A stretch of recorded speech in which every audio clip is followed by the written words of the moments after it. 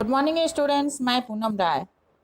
इससे पहले के वीडियो में हमने माता का आंचल के कुछ भाग को पढ़ा था। आज हम लोग उसके आगे चलते हैं। लेखक ज़्यादा समय अपने पिता के साथ बिताते थे। वे उस समय भी अपने पिता के कंधों पर विराजमान होते जब वे गंगा में एक एक कर आटे की गोलियां फेंककर मछलियों को खिलाते थे। तब वे कंधे पर बैठकर हंसा करते थे और मछलियों को चारा देकर जब पिता के साथ लौटते तो वे उन्हें पेड़ों की डालों पर झूला झूलाते थे। कभी कभी उनसे कुश्ती भी लड़ते और स्वयं हार जाते, जिससे बालक का उत्साह बने। लेखक उनको पछाड़कर खुश होता और उनके छाती पर चढ़कर उनकी लंबी मूछें उखाड़ने लगता था। हंसते हंसते वे मूछों को छुड़ा लेते और उसे चूम लेते थे।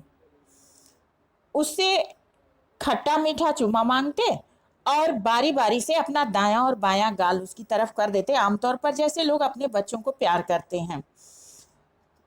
और उसके बाद अपनी दाढ़ी या मूछ उनके कोमल गालों पर गड़ा देते थे, जिससे लेखक झुंझला जाते और फिर से उनकी मूछें नोचने लगते थे। पिता के बनावटी रोने पर वो दूर खड़े होकर हंसने भी लगते थे और हंसते हुए वे पिता के साथ चौके में आ जाते थे, जहां पिता अपने हाथों से फूल के कटोरे में गोरस का तात्पर्य है दूध और भात अर्थात पका हुआ चावल सानकर उन्हें पेट भरकर, अफर जाना मतलब बहुत अधिक खा लेना, बहुत अधिक खिला देते थे। फिर भी माता को संतोष नहीं होता और वे थोड़ा और खिलाने के लिए हठ करती। वे पिता को कहती कि आपको बच्चों के मुंह में किस प्रकार खिलाना चाहिए ये बात नहीं पता है, और वे स्वयं खिलाने लगती। कहती कि मरदुए का अर्थ होता है मर्द, क्या जाने बच्चों को खिलाना। महतारी का माँ के हाथों से खाने पर बच्चों का पेट भर जाता है, ऐसा लेखक की माता का कहना था।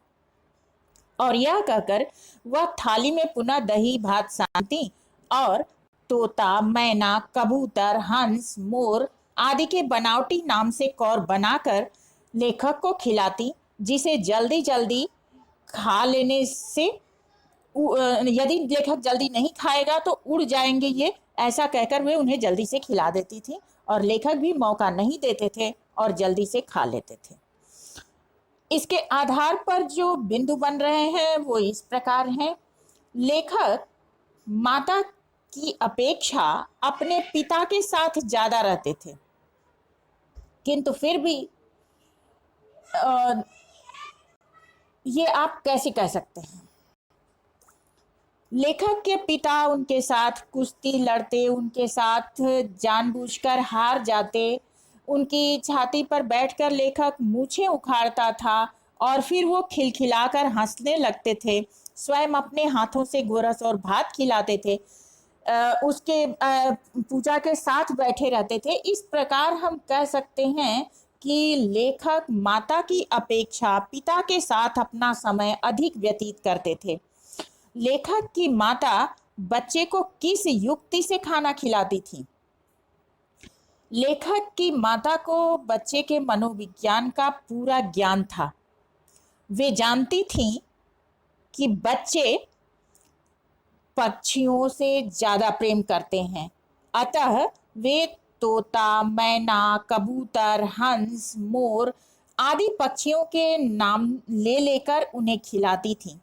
यद्यपि बच्चे का पेट भरा होता था, किंतु फिर भी वो माँ की इन काल्पनिक और लुभावनी बातों से प्रभावित होकर और खा लेता था। तो आज के लिए इतना ही काफी। नेक्स्ट वीडियो में अगले पैराग्राफ के साथ मिलते हैं, तब तक के लिए धन्यवाद।